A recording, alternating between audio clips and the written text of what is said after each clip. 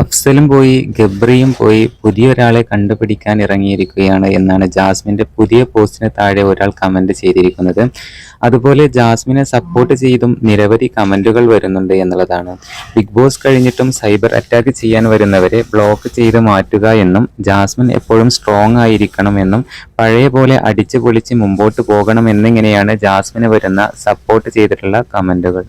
എന്നാൽ ഇപ്പോൾ ബിഗ് ബോസിന് ശേഷം തന്റെ ജീവിതം അടിച്ചു പൊളിക്കുകയാണ് ജാസ്മിൻ ജാഫർ. ബിഗ് ബോസിന് ശേഷം ചാനലുകൾക്ക് പോലും ഇന്റർവ്യൂ കൊടുക്കാൻ ജാസ്മിൻ തയ്യാറായിരുന്നില്ല. ഷോ കഴിഞ്ഞ് ഒരാഴ്ചയ്ക്ക് ശേഷം മാത്രമാണ് ജാസ്മിൻ സോഷ്യൽ മീഡിയയിൽ ആക്റ്റീവ് ആകുന്നത്. തന്റെ യൂട്യൂബ് ചാനലിലൂടെയാണ് ജാസ്മിൻ തന്റെ ആരാധകരോട് സംസാരിക്കാനെത്തിയത്. ഷോ കഴിഞ്ഞ് ഒരാഴ്ചയ്ക്ക് ശേഷം മാത്രമാണ് ജാസ്മിൻ ലൈവിൽ വരുന്നത് എന്നുള്ളതാണ്. ഇൻസ്റ്റഗ്രാമിലൂടെയാണ് തന്റെ എല്ലാ പോസ്റ്റുകളും ജാസ്മിൻ പങ്കുവച്ചിരിക്കുന്നത്. എന്നാൽ ഇപ്പോൾ ജാസ്മിൻ ദുബായിലേക്ക് പോയിരിക്കുകയാണ്. പുതിയൊരു പ്രോജക്റ്റിന്റെ ഭാഗമായിട്ടാണ് താൻ ദുബായിലേക്ക് പോകുന്നത് എന്നും പുതിയ മേക്ക് ഓവർ ആയിട്ടാണ് പോകുന്നത് എന്നും താരം ഇൻസ്റ്റഗ്രാമിൽ പങ്കുവച്ചിരുന്നു.